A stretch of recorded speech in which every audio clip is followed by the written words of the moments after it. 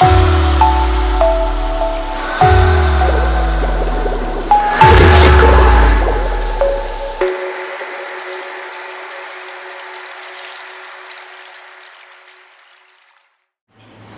nila parang lahat ng kanta ay nakakanta mo. Ikaw, is there a particular song na tingin mo ay hindi mo kaya kantahin? Or a song that you really find so difficult to sing? Ewan ko ba, hirap na hirap talaga ako sa Bleeding Love. Totoo, di ba? Lagi ko sinasabi to. Kasi, ano po kasi kung narinig niyo po kasi, di ba, yung boses ko po kasi is parang masyadong makinis kahit nagsasalita. So, may mga kanta po na pag nasa mid-range, for me, yun yung nahihirapan ako. Kasi mas sanay yung boses ko na laging nasa taas. Or dapat mas mababa siya sa mid-range. Parang nahihirapan ako kapag yung sakto lang. So, yun po.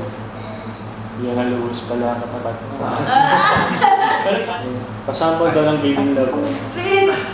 Kasi, sorry, yung part na mahirap kasi kasi hindi huminga, siguro kaya ako na-challenge, kaya siguro hindi ako huminga kasi itong Bleeding Love na to, may part na mataas, tapos biglang magpapalseto. Siguro yun yung part na talagang nahihirapan ako. Ayan na, si Mami Darla nakatingin.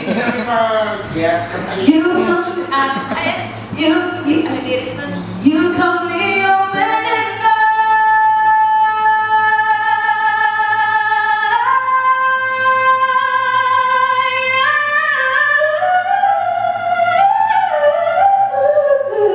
usually hindi ako nakakubusan ng hininga.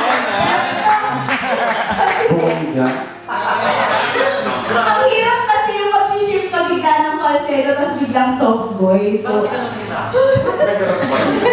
Hi, my Katrinatics family. This is your Ma'am Shikat at inimbitahan ko kayo na sana manood kayo ng aking concert.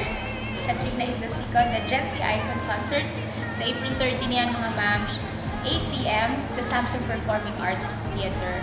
For tickets, punta lang kayo sa www.ticketworld.com.ph at punta kayo sa mga di ba may mga kiosks sila sa pwede nyo na lang, i-google nyo na lang mga ma'am. I love you!